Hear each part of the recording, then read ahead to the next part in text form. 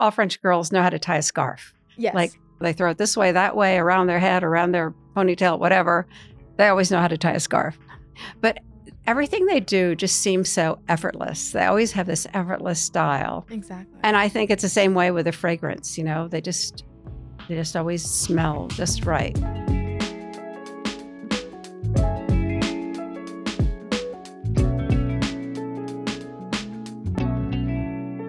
Hello and welcome to Scent World. Today we are here with Nicole Miller, a trailblazer in the fashion world. You may know her from her gorgeous, gorgeous designs, or if you're me, all of the cool girls in your high school wore her dresses to prom and homecoming, and they were so known for their elegant, bold designs with beautiful patterns and embellishments that really gave it that signature Nicole Miller touch.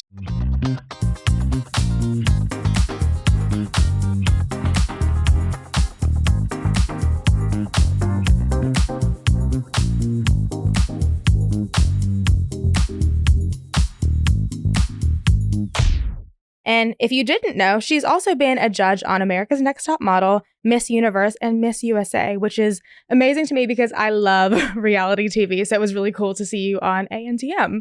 How are you doing, Nicole? Good. Yeah, those were all a lot of fun. I really enjoyed all of those. Yeah. And I mean, your on-camera presence was so warm and welcoming there. I'm already excited to get into this interview with you. I guess just to kick things off, I would love to hear about some of the scent memories you have or some of the fragrances that you've worn throughout your life that made a really big impression on you. Do you remember what one of your first fragrances was? I think the first one that I really remember really liking was this fragrance by Cacharel. You know, the clothing brand Cacharel? Yes. It's a French clothing brand. And I used to love that. And then I just remember in high school, I used to use all that Bonne Bell, like lip gloss and everything. And I think they had a fragrance too. I think they had a cologne, but maybe it was just very limited. But the Cacharel was like always my go-to. Was that, I think it had like butterflies on the cap or something like that. I think so. I think you're right. Yeah. I can't believe you remember that. I feel like, just because it was so sculptural. And I remember seeing it like on my mother's dresser, and it was such a scent of a certain time. And Bonne Bell Skin Musk, I believe, was one that you had referenced because that one is very, very notable too. I remember seeing the ads and everything for it. Yeah. I love that brand. Yeah. I hear that you have a special connection to Chanel No. 5 as well.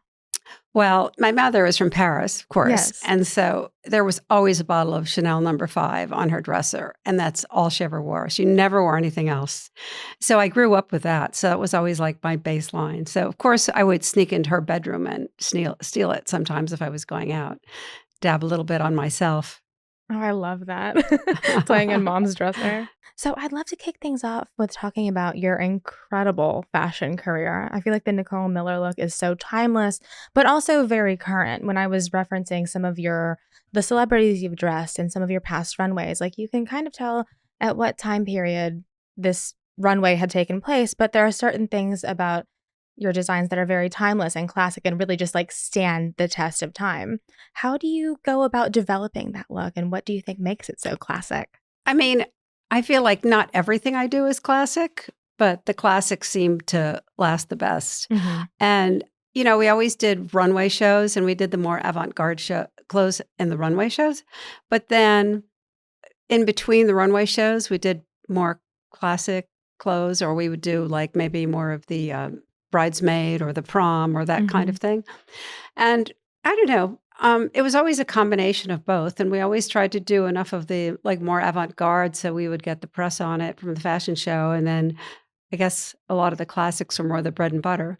But I felt like they were always special. Like I felt like they didn't look like anybody else's. I always made them a little bit unique. And I got very well known for all the, the tucking and the ruching. Yes. And that became quite a signature of mine. But people tell me all the time, they've hung on to my dresses for 20 or 30 years and they still wear them. Yeah, I mean, I would. And I feel like I was so taken with your story growing up. As you said, your mother was from Paris and your father's American, and he is an engineer. And there was a quote that you had in a previous interview where you said that you kind of make clothes with an engineer's mind. Can you talk a little bit about that? Well, I've always been very technical. So, and, certainly I went to design school and I made a lot of patterns and I knew how to do pattern making. So very often when I had an idea, a lot of times I would have to show the pattern maker how to engineer it because they couldn't figure it out. So I feel like I always have that in my mind, how to get the dress made. So I was never giving out something that can't be made, which I think a lot of designers have an idea, but they don't know how to get it made. But I could always like help get it made and help figure it out. So, I mean, I could just always see the pattern out flat. So I always knew how to engineer everything.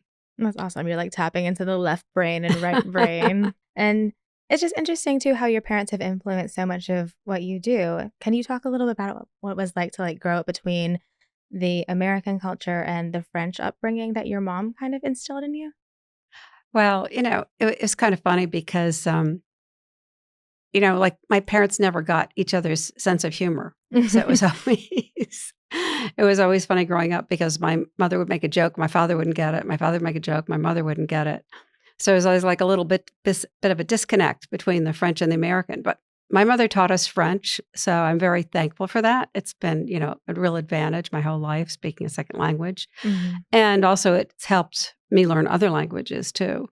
So so that was great. Even though when I was little, it's just like, it's like, don't speak to us in French in front of our friends. We'd be like all embarrassed, like, don't speak to. But, at home we didn't care. But so that was a great advantage. And I think it was great having like, both sides, having the American side and the French side. And I got to go to school in Paris too. So I went to a French haute couture school in Paris. So I feel I had like the education of both. I had the fine arts education and design, and then I had the French couture background. And it was just kind of like the perfect combination of worlds to kind of create the Nicole Miller that we know today. At which point in your life did you decide like, design is it for me? Like, I want to go and do this. Well, I was always making my own clothes from pretty early on. So, I was always had that design mentality, and I would always go and buy like a butterick pattern and change it and redesign it and make it my own. So, pretty early on, I just was pretty determined to go become a fashion designer. For sure. And then that kind of led you to going to haute couture school in France? Well, yeah, first I went to Rhode Island School of Design, and then I kind of rigged up my own exchange program. And so I did the haute couture school in the middle. And then I graduated from Mystique. And then for your first fashion show ever, you had Naomi Campbell, Linda Evangelista, and so many iconic names walking for you for your first fashion show. Can you kind of set the scene for me and what that felt like? That was really amazing because first of all, everybody was telling me, oh, you could never get those models. They were, too impossible. And it was right at their heyday. I mean, that was like the pinnacle of their success was like that year I had my first fashion show. And I managed to get them all. And we had the front cover of Women's Wear Daily, and we had spreads in Vogue and Elle and everything. And the show was a huge success. And it was the first time Linda Evangelista had cut her hair. So I think my show was the first show where she had chopped her hair off and dyed it blonde. Oh, wow. And that was like quite an iconic look for her. So that was the birth of it. Yeah. So she kind of debuted on my runway. It looked like such a fun show too. I was looking at archival images and everything. It looked like there was just such a fun energy and everybody was having a really good time. Well, back when the models used to smile. It's like now they just, go poker face down the runway. They have it's kind smiles, of funny. as Tyra taught us, right? Yeah, she was sassy on the runway. She was great. And then you also went to design costumes for Cyndi Lauper on her world tour. I mean, does it get any more iconic? Can you talk a little bit about that experience and what that was like for you? Well, I've dressed her multiple times. Sometimes she's borrowed runway clothes, and some things we made custom made for her. I made some custom made things for her when she was playing at the Garden, and various tours. Yeah, like a bunch of different times. So she was like in the showroom all the time. That was really funny because one time we were getting ready for the fashion show, and we're at the office, and it's like 10 o'clock at night, and she calls me and she goes, "I'm outside. Come downstairs. Come downstairs. You need a break." And she was like in a limo with a couple of girlfriends, and we drove around the city and drank champagne for a couple of hours. Oh my gosh, girls really do just want to have fun, don't they? I know, and she just thought I needed a break from like the grind, which was so sweet of her. That is sweet, and she was so right. How collaborative was she when it came to creating these looks? Because I feel like you both are so creative, and her looks, there's so much of her personality and, like, knowing your designs, there's a lot of your own, special aesthetic in it.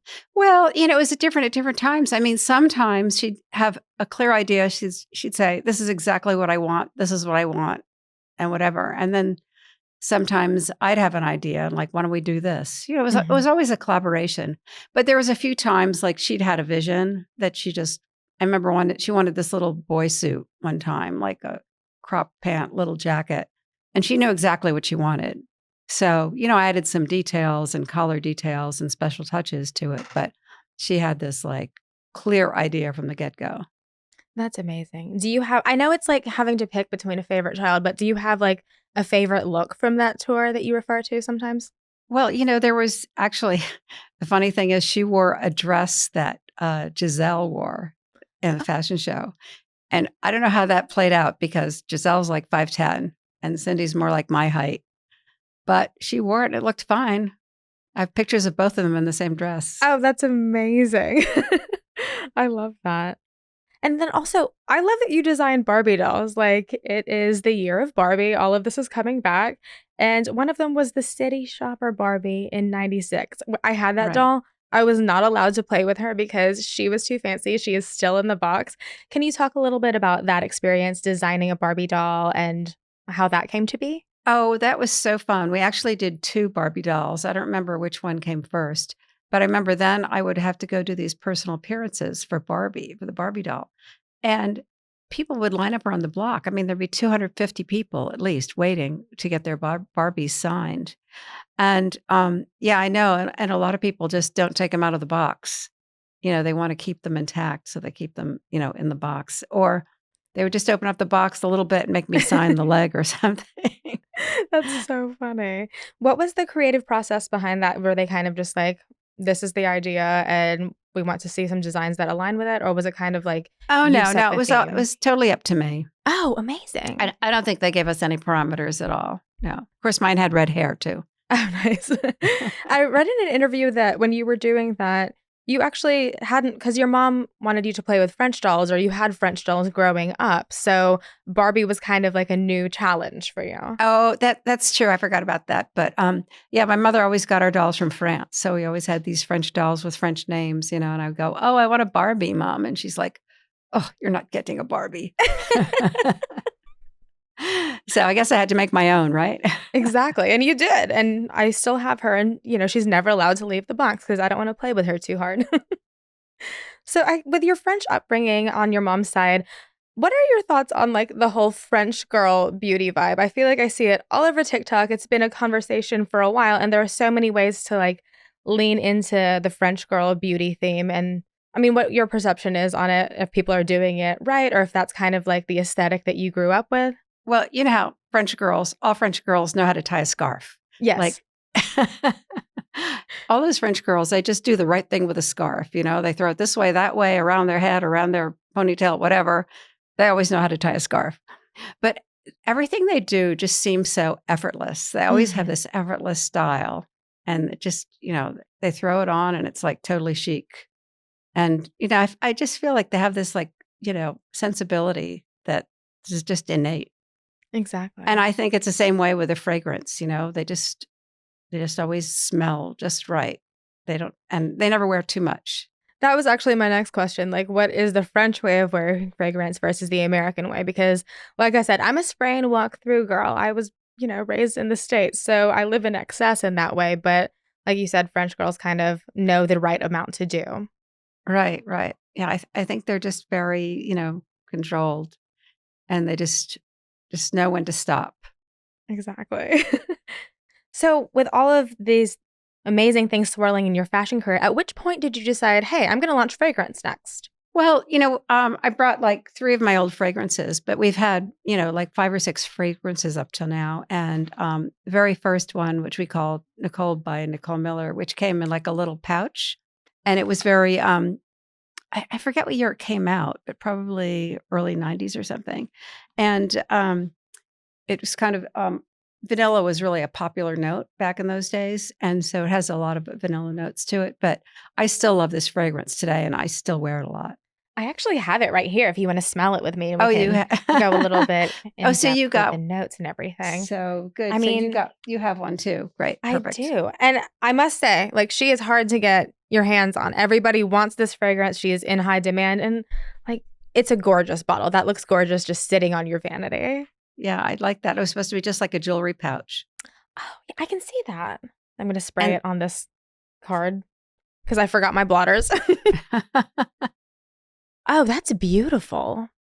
yeah, I love that one. And I never get tired of it. That has done really well. And it's been reissued several times. No, we didn't reformulate it. It got remade. Oh, okay. Yeah, because I was going to say, like, I've smelled this before growing up, and it really does take you back there. Anyway, I just always love this, and I love the bottle, and I never tire of it. And it smells very floral when you first spray it on, and then I'm starting to smell some of the vanilla notes coming through. Yeah, it's sort of like the vanilla's more at the bottom. Yeah, I love that because sometimes I feel like people have a very singular idea of vanilla, right? Like you say vanilla and they're like, oh, I don't like that. But this is just such a sophisticated take on it. It's not overwhelming. Yeah, it's not overwhelming. Oh, that's beautiful.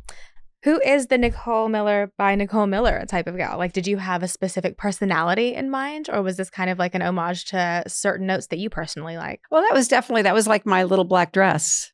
Yeah. So she's my little LBD perfume. And I think she's, got the longevity and the classicness and lasts forever. She's timeless. She definitely is. And I could see her being very well received, like in the daytime, in the boardroom even, but just kind of like giving an extra touch of sex appeal to a low neck LBD at night.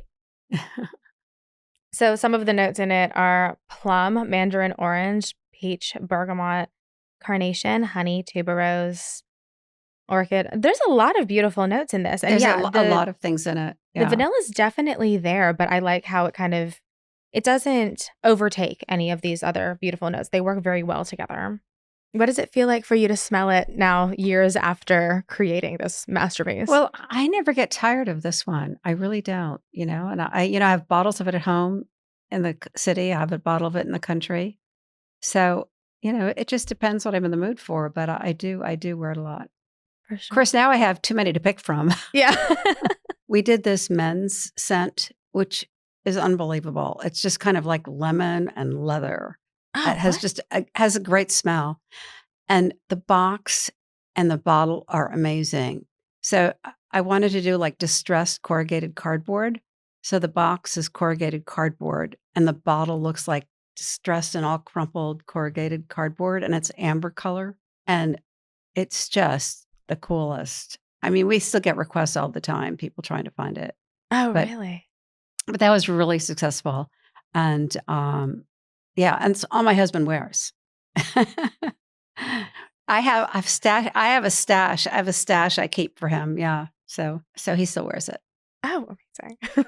But it's really excellent. And it just has, it just had a great masculine touch to it, and the look of it and everything. It just came out so perfectly. Mm-hmm. And lemon and leather, that like you wouldn't think that those two things would go together, but that's kind of like the duality of like the uptown, downtown. I love how you play with kind of just these things that juxtapose against each other. Yeah. So yeah, well that one definitely did it. And that was really cool. Loved that one. And then you have honey and apple featured as notes in that fragrance. You wouldn't think those would go within the composition. Can you speak a little bit about that? It came out very kind of spicy smelling, the whole combination. It just, there was like a lot of different things in it, but it just has this, it smells spicy to me, and just spicy and rich and masculine, but not overpowering. So the honey and apple were nice touches too. Very cool. Kind of like a cidery touch, So now we're going to spotlight your newest fragrances, Nicole. We're going to spotlight the 4-piece set. We have a few of them on Scentbird, and I'd love for you to go into each of them and tell me about their personalities. There's Lueur de Ville. Oh, Lueur de Ville, which is the light of the city. Okay. And then this is the Nectar de Pêche, the peach nectar. And yes. Light of the city. And then you have Mystique and Sirène. Sirène, yeah, Mystique and Sirène. And Sirène is the most floral Okay. of them all. It's, it's got like rose and lily and more floral scents. And this one, like, I think it was the fruitiest one. And the Lueur de Ville is kind of a combination. It's got like jasmine in it and like red currant and berries and vanilla. This one has vanilla in it too. And what is the personality in each of these? Because I know you already said Nectar de Pêche is kind of like vacation, very fruity, and kind of like a getaway. What is the personality in Lueur de Ville? Well, that's more of like the city fragrance, and I Okay. feel like it's like the more uptown, going out, sort of more the dressy, dressy dress fragrance. You're going to wear your garden party dress or your beach sarong or something, or this is like very tropical. Got And it. this is more like, you're going to get dressed up and go out. Okay. And who is the person that you would have in mind when you spray on Mystique? That one is a little more fruity too. And I would say that's more of a beach one. And I think the Sirène being more floral, that's more of my city fragrance also. So I put Sirène and Lueur de Ville kind of in the same category. Oh, okay. And then the Nectar de Pêche and the Mystique kind of are in the same category. I love that. It's very different from a lot of the fragrances that are out there, and it's a nice mix of floral and fruity. But I also like how you kind of play with the uptown versus downtown mentality of it all. Well, that's what I always say. I always say I'm the uptown, downtown girl because Yes. like I live downtown and I hang out uptown or, and I always have that contrast in my clothes. Like I do the good girl, bad girl thing a lot where you are pretty dressed with a leather jacket. So I always like to do the contrast. So I tried to keep that personality thing going in the perfumes too. For sure. Have you ever tried layering any of them, giving them some like uptown, downtown, like hybrid? I'll put 2 fragrances on in the same Yeah, I mean, night. that's I like a blend. Sometimes I'll put 2 on together. Oh my gosh. And yeah, one of the reviews here says that, well, under Nectar de Pêche, which is one of the more popular ones, she says that Maya P says she absolutely adores this light, sensuous scent, not too explosive, and carries a lingering scent to honor a compliment. Nicole Miller never disappoints from her apparel to clothing and even her fragrances. Wow, that's nice. Yeah. It was very trendy right now for the whole peach moment, but do you think Nectar de Pêche is more uptown or downtown? Well, I was saying it was more beachy. Oh, got you. Yeah, and the bottles also. Can you hold them up again? I want to see because I wanted them here. I love but the bottles. The bottles are all ombré. They go like dark to light. And well, the Sirène one is the most obvious. It kind of goes blue to cranberry. But this is kind of light pink to dark pink. And this one is like sort of pinky to orange. Yeah, those are beautiful. Yeah, and I like that they're totally round, which I think is a cool shape. It is. It's very modern. What was the creative process like in kind of coming up with a packaging design that expressed the juice inside, basically? Well, I wanted to do something different because, well, I have like my 3 bottles from before here.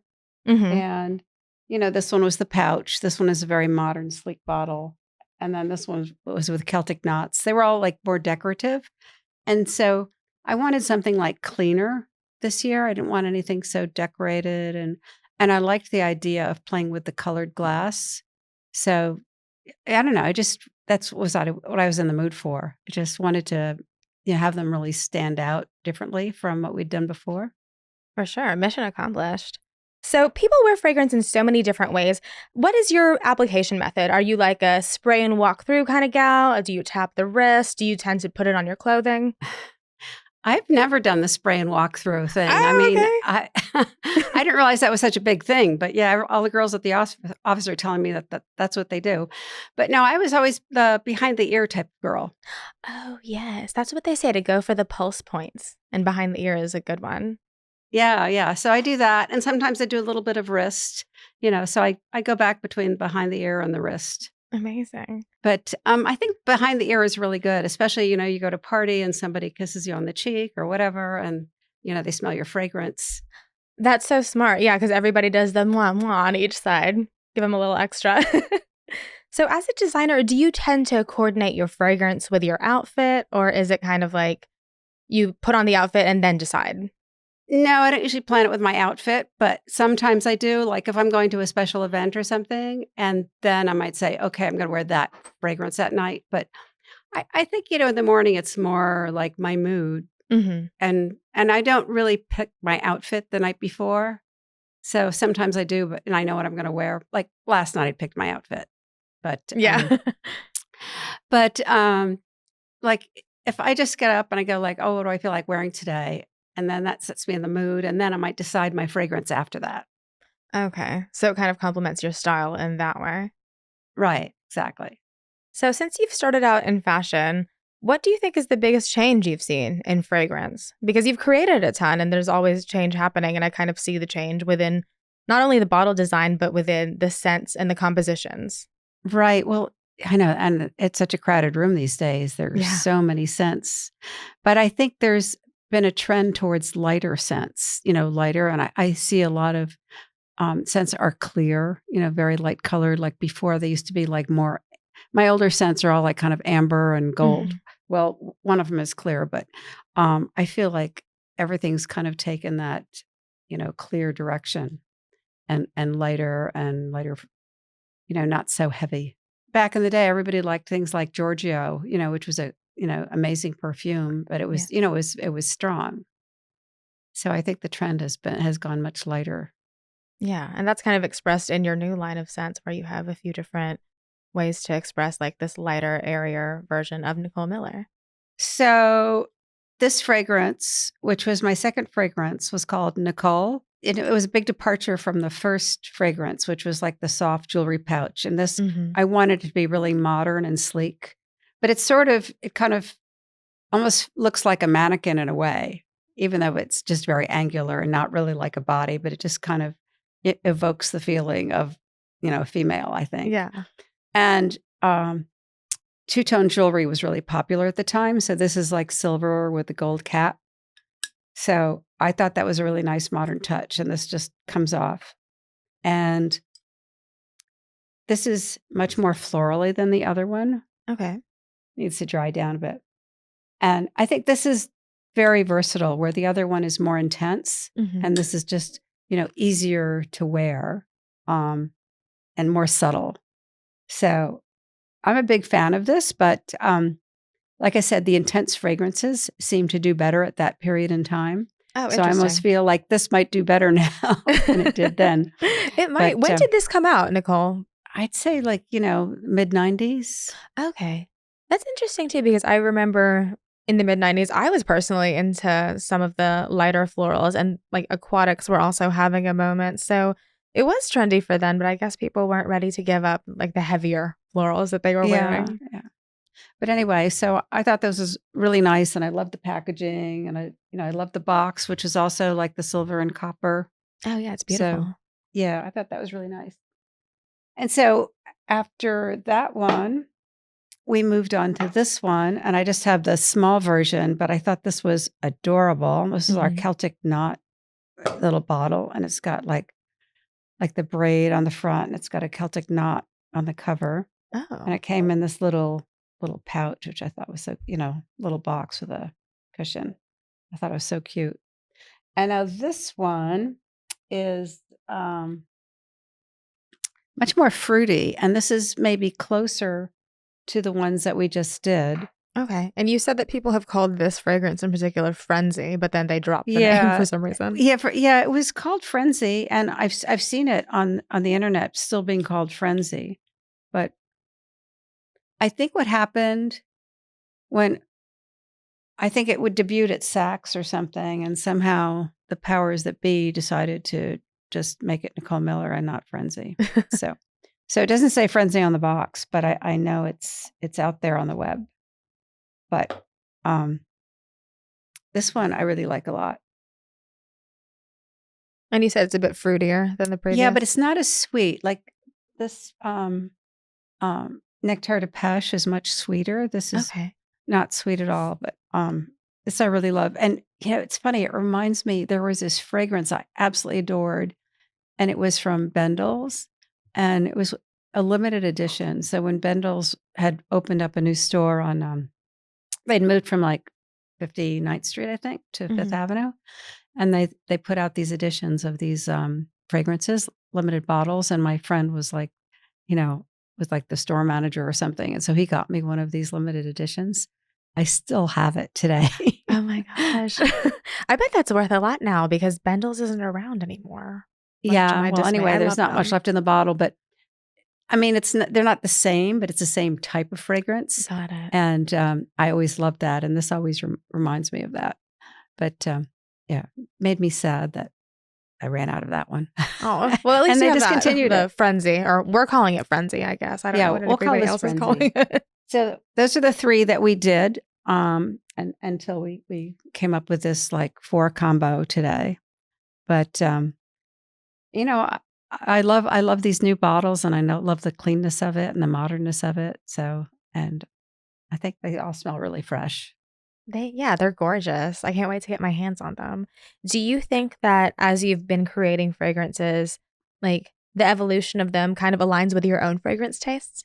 I I think so. I mean, I just I mostly have been wearing my own fragrances. Mhm. So, and then every once in a while somebody will give you, like, one of those Le Labo fragrances or something, or you get them as a gift, whatever. So you go, "Oh, okay, I'll try this for a while."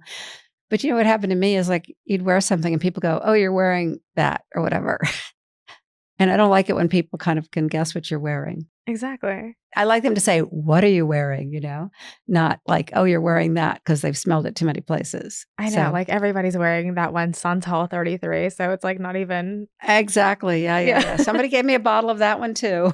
It smells beautiful, but it's also when I lived in Brooklyn, like Brooklyn smelled like Santal 33. It's a beautiful scent, but like you said, you don't want people to know that. You want them to be like, "Oh, what are you wearing? That's beautiful." Did I tell you the story, my Liz Taylor story, my Elizabeth Taylor Oh my story? gosh, I would love to hear your Liz Taylor story. I got invited to Oh. my friend, my really good friend was her interior designer and is best friends with her and hangs out with her. And he goes, Elizabeth is shooting her commercial for White Diamonds, and it was over on some boat in LA. And I don't know, it was like some big boat. And so I said, sure, I'll do that. That sounds fun. I'll go hang out with you. And he goes, but Elizabeth really likes presents. So could you bring her something? So I brought her a scarf, which she absolutely adored. She loved it. And so we stayed with her all night while she shot like her commercial. And it's just amazing to see her in action because she was so poised and so composed. And she went through like, take after take till she got it perfect. And she would say, oh no, I can do it better or whatever. And then I got my picture taken with her, Oh my gosh, which I amazing. treasure. I treasure my Wait, picture. you have, oh my gosh. That's an Yeah, it was amazing great. picture. I think it's my favorite me and celebrity picture is with her. Who is the best smelling celebrity that you've met in your expansive career? I'm sure there are a few. I'll say Elizabeth. Yeah, Of course. she smells like white diamonds. Exactly, but it's hard to discern. And it happens very often with celebrities. I don't end up dressing them myself because they're working with a stylist, and I send the clothes to LA because so many of them are in LA and not in New York. But I've dressed my share of them. But anyway, unfortunately, I don't always work with them when we're dressing them. Yeah. Do you have any standout red carpet looks that are some of your favorites? There are so many good ones. One year I was like obsessed with Angelina Jolie and Joss Stone. They were like my 2 favorite people out there. And, one day this girl comes by my office and she goes, oh, I was just looking at People magazine and Angelina Jolie's wearing your dress. And I go, well, how did she get my dress? And she had, when she was on stage for the Mr. and Mrs. Smith premiere, when she and Brad Pitt everybody was wondering if they were together or not. Yeah. And my celebrity dresser in LA had sent her the dress, and nobody knew she was going to wear it to the last minute. So she wore that. And I went to the airport. She was in every magazine, every tabloid. Oh So that dress was everywhere. So that was pretty cool. And then one day I'm watching like some fashion awards, something, and I see Joss Stone, and I go, oh, I'd really like to dress her. And I go, oh, she's wearing a dress that almost looks like it could be mine. And then I get closer and I go, it is my dress.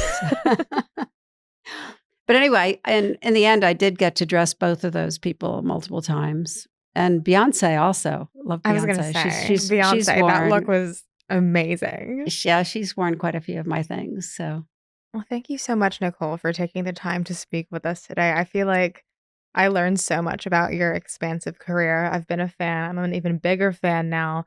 And I guess just to wrap things up, I feel like a lot of the Nicole Miller designs that you've created are very stylish and empowered. And I'd love to know, since you kind of change your scent based on your mood, what do you like to go for? Or how do you use scent to kind of claim your power and empower yourself?